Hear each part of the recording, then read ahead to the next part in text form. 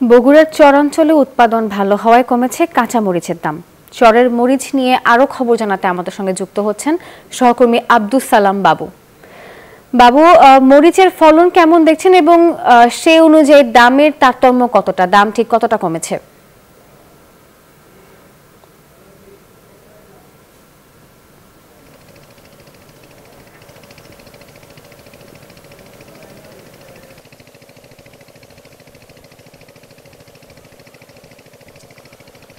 বগুড়ার সারিকান্দিতে চরাঞ্চলে যখন বন্যা কমে যায় তখন শুষ্ক মৌসুমে এই জেগে ওঠা চরেই সবুজের সমারোহ দেখা যায়। এখন কিন্তু পুরা যমুনা চরাঞ্চল সবুজের সমারোহ। মরিচ চাষ করেছেন চাষিরা, এই হাইব্রিড এবং দেশি জাতের মরিচ চাষ করেছেন এই এলাকার চাষিরা এবং ভালো ফলন তারা পাচ্ছেন, দামও বেশ ভালো পাচ্ছেন। প্রতি বিঘা জমিতে 50,000 টাকা খরচ করে 2 থেকে 2.5 লাখ টাকা পর্যন্ত তারা মরিচ বিক্রি করে থাকেন।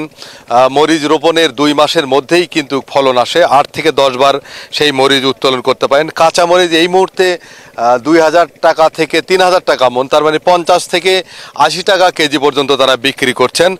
প্রতি বছরই এই এলাকার চাষিরা মরিচ চাষাবাদ করেন, যার কারণে বগুড়া জেলার চাহিদা পূরণ করে দেশের বিভিন্ন জায়গায় যায় এই সময়কার মরিচ।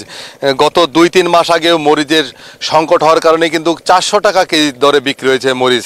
তো মরিচের সরবরাহ বেড়ে যাওয়ায় এবং চরাঞ্চলের মরিচ বাজারে যাওয়ার কারণে দাম কমে গেছে এবং এই মুহূর্তে কিন্তু 60 থেকে 80 টাকা এবং খুচরা পর্যায়ে 100 টাকা কেজি দরে এই কাঁচা মরিচ বিক্রি হচ্ছে। চাষিরা জানিয়েছেন তারা বেশ লাভবান এবং আগামীতে আরও বেশি জমিতে মরিচ চাষাবাদ করবেন।